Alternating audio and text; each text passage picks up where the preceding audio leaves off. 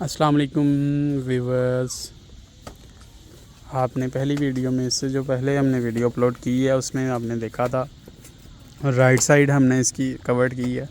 अब ये left side भी कवर्ड हो रही है अल्हम्दुलिल्लाह प्लास्टर से।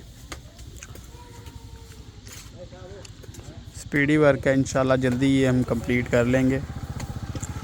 आप देख सकते हैं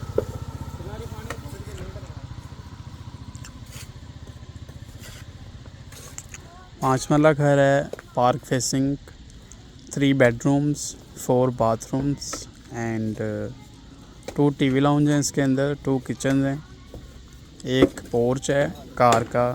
आराम से आपकी बड़ी गाड़ी खड़ी हो सकती है इसमें। ठीक है, ये देख सकते हैं आप।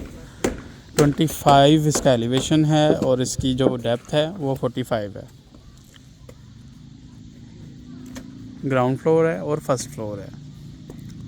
सेपरेट आपको टीवी लाउंज मिल जाते हैं, 3 बेडरूम मिल जाते हैं इसके अंदर और अटैच वॉशरूम है।